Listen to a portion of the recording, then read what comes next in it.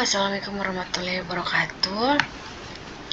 Perkenalkan, nama saya Anggina Pertiwi. Saya dari Universitas Pelita Bangsa semester 7. Untuk memenuhi nilai mata kuliah pada akuntansi manajemen dan untuk memenuhi tugas pada manajemen akuntansi yang diampu oleh Ibu Vidi. Di sini saya akan memberikan materi yaitu tentang activity based management. Oke, sebelum memulai, alangkah baiknya kita kenalan terlebih dahulu. Perkenalkan, nama saya Angginanda Pertiwi. Nah,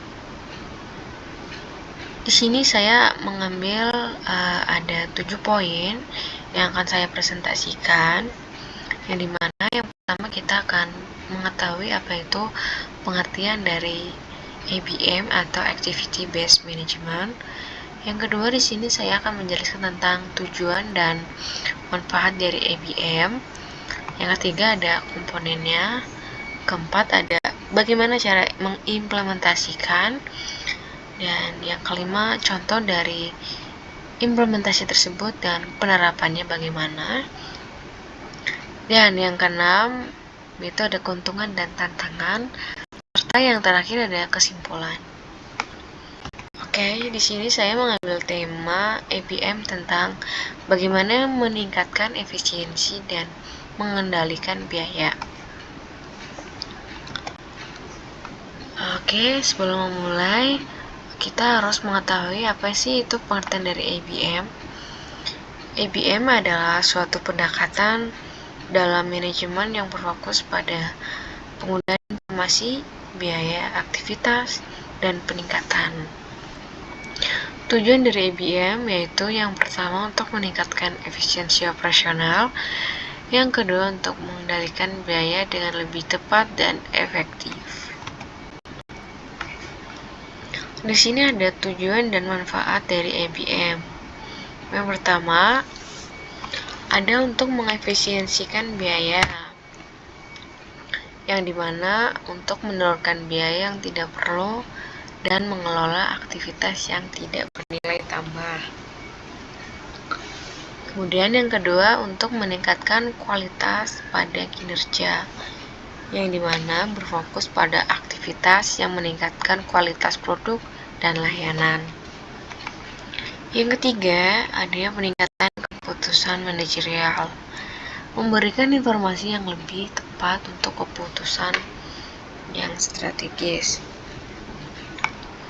Dan yang terakhir ada untuk pengoptimalan penggunaan sumber daya, yaitu untuk mengidentifikasi aktivitas yang menghabiskan sumber daya yang tidak perlu. Yang ketiga, di sini ada komponen utama dari ABM.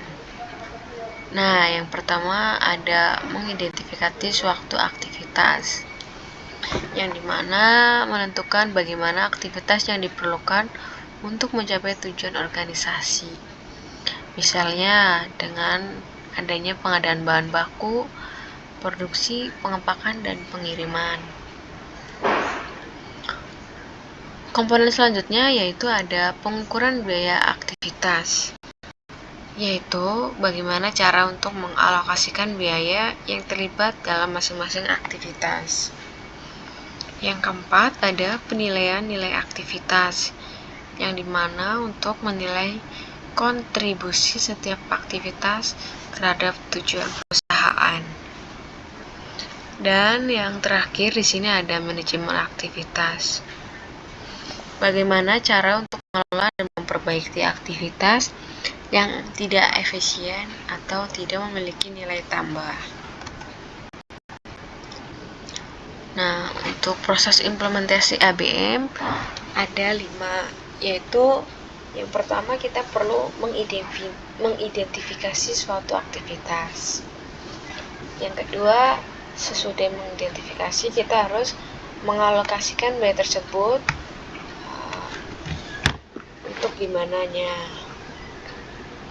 Setelah mengalokasikan biaya, kita perlu menganalisis suatu nilai aktivitas. yaitu dengan cara mengevaluasi apakah aktivitas tersebut memberikan nilai tambah atau tidak. Setelah melakukan analisis, kita perlu adanya pengolahan dan pengendalian, di mana kita harus menentukan langkah-langkah untuk meningkatkan atau mengurangi aktivitas yang tidak efisien. Setelah semuanya keempat ini dilakukan, perlu adanya evaluasi dan penyesuaian untuk menilai uang dan melakukan penyesuaian secara berkala. Di sini ada contoh penerapan EBM.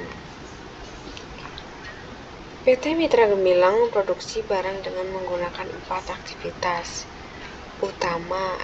Ada bahan baku, ada pengolahan, pengepakan, dan pengiriman. Nah, di sini ada contoh tabelnya. Dari soal di sini ada pertanyaan yang dimana kita harus menentukan biaya per unit. Yang kedua, itu menentukan aktivitas mana sih yang tidak efisien. Dan yang ketiga, yaitu cara untuk